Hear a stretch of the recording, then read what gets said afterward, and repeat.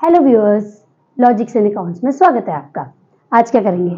आज हम करेंगे कैश फ्लो स्टेटमेंट में हम जैसे कि एडिशनल इंफॉर्मेशन के पॉइंट्स कर रहे हैं, तो आज हम करेंगे प्रोविजन फॉर टैक्सेशन। टैक्स से रिलेटेड बात करेंगे आज हम। ये भी काफी इंपॉर्टेंट एडजस्टमेंट है, एडिशनल इंफॉर्मेशन का पॉइंट है जो होता है। ठीक है, अच्छा देखिए, सबसे पहले हम ये बात को समझते हैं कि प्रोविजन फॉर टैक्स कंपनी के लिए एक एक्सपेंस है। एक्सपेंस है तो यानी पेमेंट करनी है। अगर पेमेंट करनी है तो कैश जा रहा है यानी कि आउटफ्लो है। एक्टिविटी कौन सी है? पहले हम इसकी बातें देखें, इससे रिलेटेड बातें। पहली बात ये है कि ये एक ऑपरेटिंग एक्टिविटी है। टैक्स के पेमेंट करना एक ऑपरेटिंग एक्टिविटी है, क्योंकि अगर बिजनेस करोगे तो प्रॉफिट होगा क्योंकि बिजनेस की ऑपरेशन से रिलेटेड है ना। तो प्रोविजन है भाई, क्या नाम है, ऑपरेशंस करोगे तो इनकम होगा तो उस पर टैक्स दोगे। ठीक है, इसलिए ये ऑपरेटिंग एक्टिविटी है। दूसरा, क्योंकि भाई हमें इसके पैसे देने हैं तो इसलिए इसमें कैश जो है जाता है तो यानी कि ये एक आउटफ्लो है कैश का। ठीक है, दो इंपॉर्टेंट बातें हो गई। तीसरी इंपॉर्टेंट बात इससे रिलेटेड ये है कि नॉर्मली हम बात करें, नॉर्मली कंपनीज क्या करती हैं कि अकाउंटिंग पीरियड के एंड में, क्योंकि टैक्स की जब तक हम कैलकुलेशन करेंगे, पे करेंगे, थोड़ा सा टाइम लगता है, तो नॉर्मली अकाउंटिंग पीरियड के एंड में कंपनी टैक्स के लिए पेमेंट बचाती है, या ये कह लो कि इस ईयर के एंड में बचाती है और जो बचाया है उसे अगली बार देती है। नॉर्मली इसका साइकिल ऐसे चलता है। देखिए, दोबारा सुनिए, हमने कहा जो पहले बचाया था वो इस साल पे करा और जो इस साल बचाया वो हम आगे पे करेंगे। इस तरीके से इसका साइकिल 2 सालों में इस तरीके से चलता है। इसका क्या इफेक्ट पड़ेगा ये हम बताते हैं। ठीक है, ये बात हो गई। अब हम बात करते हैं कि ये क्वेश्चन में किस तरीके से हो सकता है। टैक्स से रिलेटेड क्वेश्चन में कैसे पॉइंट्स, कैसे पॉसिबिलिटीज हैं।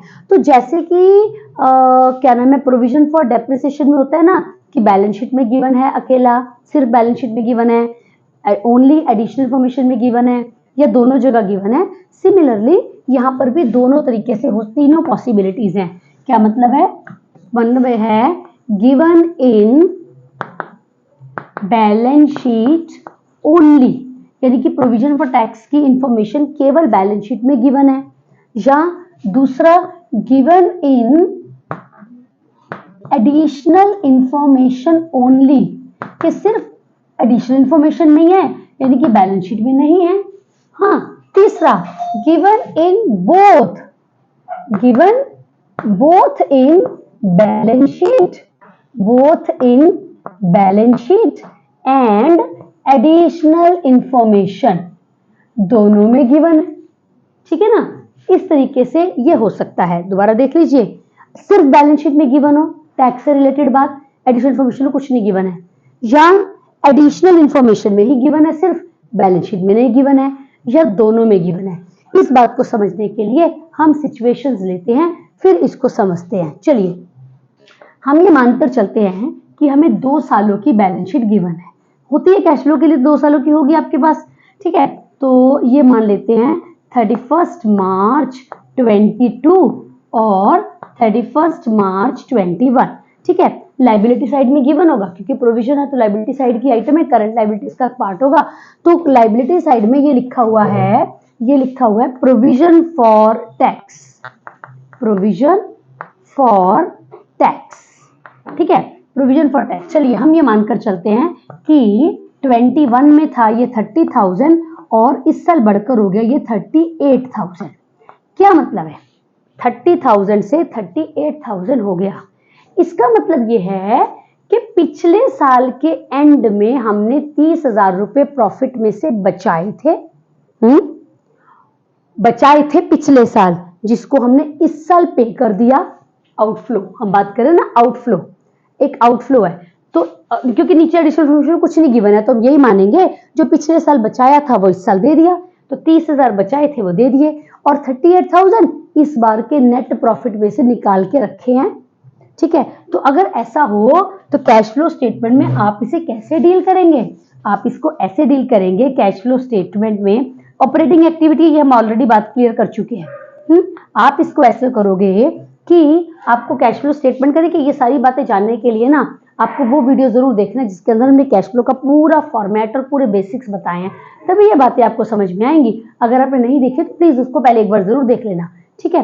तो अगर उसमें हमने बताया था बहुत क्लियरली कि जब हम नेट प्रॉफिट कैलकुलेट करते हैं ना तो हम स्टेटमेंट ऑफ P&L लेते हैं, रिजर्व्स लेते हैं, प्रोविजन फॉर टैक्स लेते हैं, डिविडेंड लेते हैं। तो टॉप में जब net profit before tax and extraordinary items calculate करते हैं वहां पर टैक्स के लिए जो प्रोविजन बचाया जाता है उसमें इसको ऐड करेंगे। तो यानी इसको ऐड करेंगे, किसको ऐड करेंगे? 38,000, क्योंकि बचाया हमने वहां है। सो यहाँ पर नेट प्रॉफिट बिफोर टैक्स वाले में हम 38,000 को कर देंगे ऐड।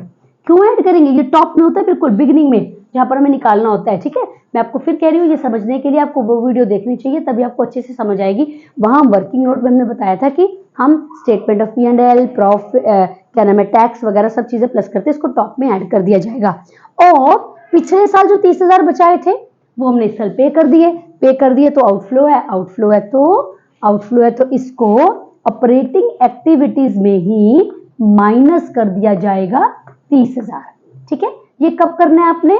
जब प्रोविजन फॉर टैक्स जो है अकेला बैलेंस शीट में गिवन हो, नीचे कुछ नहीं गिवन है। लॉजिक हमने क्या बताया? हमने लॉजिक बताया कि जो पिछले साल 30,000 बचाए थे वो हमने इस साल दे दिए, पैसे गए, और इस साल प्रॉफिट में से कितना बचा के रखा? 38,000 बचा के रखा। तो जो बचा के रखा यानी प्रोविजन जो बना के रखा वो हमने ऊपर ऐड कर दिया ऑपरेटिंग में ही, और जो पैसे हमने पे करे उसे ऑपरेटिंग में लास्ट में माइनस करते हैं। उस वीडियो में हमने क्लियर लिखा है लेस टैक्स पेड, तो ये टैक्स पेड हो गया, माइनस कर दिया, ये टैक्स पेड हो गया, ठीक है भाई। ये हो गया हमारा अगर अकेला बैलेंस शीट में गिवन है, ठीक है। चलो अब लेते हैं अगर एडिशनल इंफॉर्मेशन में गिवन है सिर्फ, यानी कहने का मतलब है बैलेंस शीट में नहीं गिवन है, एडिशनल इंफॉर्मेशन में गिवन है, बैलेंस शीट में नहीं गिवन है। इसका मतलब हमें बैलेंस शीट में कुछ नहीं पता था हमने कितना बचाया कितना पे करा एडिशनल इंफॉर्मेशन में। फॉर एग्जांपल एडिशनल इंफॉर्मेशन कहाँ होती है? बैलेंस शीट के नीचे पॉइंट्स गिवन होते हैं। मान लीजिए उस एडिशनल इंफॉर्मेशन में हमें दे रखा है ड्यूरिंग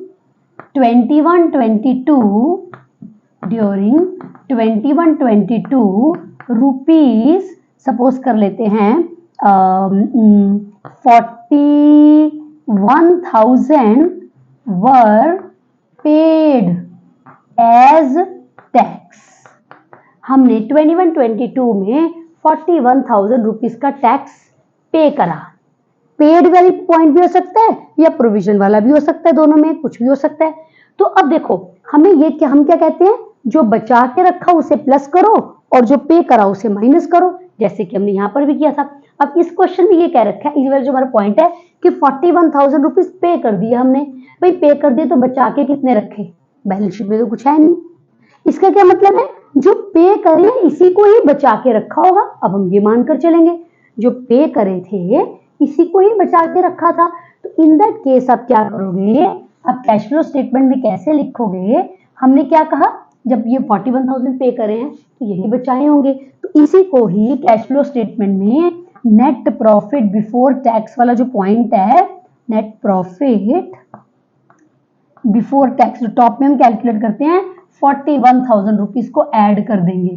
क्यों ऐड करेंगे? क्या लॉजिक है? लॉजिक ये है कि भाई इसी को ही बचाया होगा तभी तो पे करा, ठीक है। और लास्ट में जाकर ऑपरेटिंग के बिल्कुल लास्ट में जाकर माइनस कर देंगे 41,000, क्योंकि हम क्या बोलेंगे कि ये हमने पे कर दिया, ठीक है। तो वही अमाउंट प्लस कर दो, वही अमाउंट माइनस कर दो, ये कह के कि जितना बचाया था उतना ही पे कर दिया। ये आपने व्यूअर्स अच्छे से बात को समझनी है फ्रेंड्स, कि ये बात आप तब करोगे जब एडिशनल इंफॉर्मेशन में गिवन हो, इसके अलावा कुछ नहीं बता रखा, ठीक है। चल आगे बढ़े। तीसरी हमारी सिचुएशन क्या है? तीसरी सिचुएशन है दोनों जगह गिवन है, मतलब कि बैलेंस शीट में भी है और यहाँ पर भी है। तो बैलेंस शीट वाला हम ये लेते हैं, इसी तरीके से हम इन दोनों पॉइंट्स को मिक्स कर लेते हैं। यानी इस तरीके से है कि बैलेंस शीट में गिवन है 30,000 और प्रीवियस ईयर में, और इस साल 38,000 गिवन है। मैंने इसी वाले को यूज कर लिया, ये मैंने एग्जाम्पल ले लिया, 30,000 और 38,000, और एडिशनल इन्फॉर्मेशन में ये वाला पॉइंट ले लिया। क्या हमने ले लिया? सपोज कर लो कि 41,000 रुपीज जो है हमने पे कर दिए। बैलेंस शीट जब एडिशनल इन्फॉर्मेशन में ना, तो जैसे कि बार बार मैं आपको कह रही हूँ कि पेड वाला पॉइंट भी हो सकता है, प्रोविजन मेड वाला भी हो सकता है, यानी कितना बचाया ये गिवन हो सकता है क्वेश्चन में, या कितना पे करा ये गिवन हो सकता है, दोनों में से कुछ भी गिवन हो सकता है। ठीक है, तो देखो भाई ये बात याद रखनी है, हमारे हर वीडियो में आपको ये बात कह रहे हैं कैश फ्लो स्टेटमेंट में कि अगर कोई चीज बैलेंस शीट में गिवन है प्लस एडिशनल इंफॉर्मेशन में गिवन है, तब तो आपको उसका अकाउंट बनाना पड़ेगा।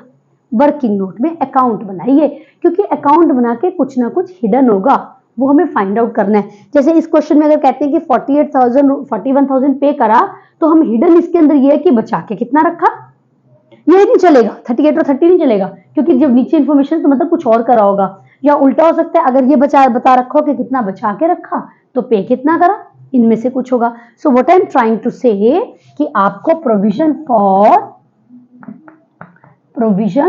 फॉर टैक्स का अकाउंट बनाना चाहिए। ठीक है जी, अकाउंट बनाना है वर्किंग नोट में। अकाउंट बनाया, याद रखो प्रोविजन है तो लायबिलिटी साइड की आइटम है, लायबिलिटी साइड की आइटम है तो ओपनिंग बैलेंस को क्रेडिट साइड में लिख दो। बैलेंस ब्रॉट डाउन, साल के शुरू में कितना बैलेंस है इस क्वेश्चन के हिसाब से 30,000 रुपीज, ये वाला है ना। और closing balance, balance carried down, closing balance कितना है 38,000, राइट, 38,000 बैलेंस गिवन है। अच्छा जी, अब याद रखना है आपने कि जितने पैसे हमने पे करे, क्योंकि अगर आप इसकी एंट्री देखो 41,000 पे करे तो इसकी एंट्री भी बनती है tax debit to bank account, तो टैक्स अकाउंट डेबिट हो रहा है, I mean to say provision for tax debit. तो जितना हमने यहाँ पर डेबिट में लिखा बैंक अकाउंट, बैंक अकाउंट से मतलब है कितना हमने पे करा, कितना पे करा, जितना पे करा उतना डेबिट कर दो, और जितना प्रॉफिट में से निकाल के रखा statement of P and L में क्रेडिट कर दो। Statement of P and L ये क्या है, ये होता है प्रोविजन मेड। क्वेश्चन में आपको इनमें से प्रोविजन मेड का क्या मतलब है कि टैक्स के लिए कितना पैसा बचा के रखा। पेड या प्रोविजन मेड में से एक चीज क्वेश्चन में गिवन होगी एडिशनल इंफॉर्मेशन में, दूसरी आप कैलकुलेट कर लोगे। जैसे इस क्वेश्चन में पेड गिवन है तो मैंने डेबिट में, आपको ये याद रखना है कि जो टैक्स पे करा है वो डेबिट में आता है और प्रोविजन जितना बनाया हमने वो क्रेडिट में आता है। दोनों में से एक चीज गिवन होगी, एक आप कैलकुलेट कर लोगे। मैं इसमें कैलकुलेट करूं, मिसिंग फिगर हमारी निकल आएगी 8 और 1 9, 4 और 3 7, 79,000 में से मैं 60,000 करूं अगर माइनस, तो कितना निकल आया, ये निकल आया मेरा 49,000। इसका क्या मतलब है कि 49,000 का टैक्स हमने बचा के रखा और पे कितना करा 41। वैसे आपको व्यूअर्स इसको ना लॉजिकली भी सोचना चाहिए। कैसे, देखो पिछले साल हमने कितना बचा के रखा था 30,000, है ना, तो इस हिसाब से हमको 30,000 पे करना चाहिए, ठीक है ना। पर क्वेश्चन कहता है कि 41,000 आपने पे करा है, क्वेश्चन ये कहता है कि आपने जो है 41 पे करा है, इसका मतलब 11,000 रुपए आपने ज्यादा, 11,000 रुपए ज्यादा पे करा है।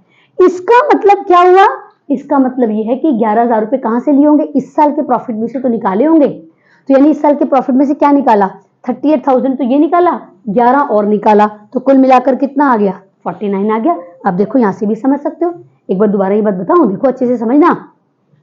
पिछले साल 30 आपने बचा के रखा as per the balance sheet, हाँ अच्छा, लेकिन तो आइडियली आपको वही देना चाहिए 30 देना चाहिए, बट क्वेश्चन कहता नहीं चाहिए आपने तो 41,000 पे करा, तो अगर 41 पे करा तो कहां से निकाल के रखा होगा, 11 इस साल के प्रॉफिट से निकाला। तो 11 अगर इस साल के प्रॉफिट से निकाला तो 38 तो बैलेंस शीट शो कर रही है जो अभी भी है बचा हुआ, और 11 जो इस साल पे करा वो भी तो इस साल के प्रॉफिट से निकला, इसका मतलब 49,000 रुपीज आपने बचाया। अब इसे लेना कैसे है जी, लेना कैश फ्लो स्टेटमेंट में कैसे है, जैसे कि हम बार बार कह रहे हैं net profit before interest before tax वाला जो पॉइंट है उसमें जितना प्रॉफिट में से बचाया, कितना बचाया 49,000 बचाया, और पे कितना करा 41। जो लास्ट में ऑपरेटिंग के लास्ट में हम पेड निकालते हैं वो हम माइनस कर देंगे 49,000, यानी 49 प्लस होगा ऑपरेटिंग में और 41 माइनस होगा। लेकिन व्यूअर्स याद रखना, दोनों ही ऑपरेटिंग में प्लस माइनस हो रहे हैं, तो आप ये नहीं सोच सकते हो कि हम नेट अमाउंट को ही प्लस या माइनस कर दें। नहीं, बिल्कुल नहीं, ऐसे मत करना, क्योंकि बिल्कुल अकाउंटिंग स्टैंडर्ड 3 के अकॉर्डिंग जो कैश फ्लो स्टेटमेंट कहता है, वो कहता है कि पहले पता करो कि टैक्स कितना बचाया, जितना बचाया उसको ऊपर प्लस करो और जितना पे करा उतना लास्ट में माइनस करो। ठीक है, तो ये पूरी बातें होगी हमारी किससे रिलेटेड, प्रोविजन फॉर टैक्स से रिलेटेड। अच्छे से वीडियो को देखना है, समझना है, बट इसको समझने के लिए जो इंट्रोडक्टरी वीडियो है हमारी, जिसके अंदर हमने कैश फ्लो का बेसिक फॉर्मेट समझाया और बेसिक बातें बताई है, वो देखोगे तभी आपको ये एडिशनल पॉइंट्स की वीडियो समझ में आएंगी। ठीक, तो हम अपने नेक्स्ट वीडियो में और इससे रिलेटेड कॉन्सेप्ट्स लेकर आएंगे और नई नई कॉन्सेप्ट्स को लेकर आएंगे। आप देखते रहिए, ठीक है, समझते रहिए, हमारे चैनल को लाइक करते रहिए, सब्सक्राइब करते रहिए, नेक्स्ट वीडियो का वेट कीजिए और कॉन्सेप्ट्स लेकर आएंगे। Right, till then, goodbye all of you.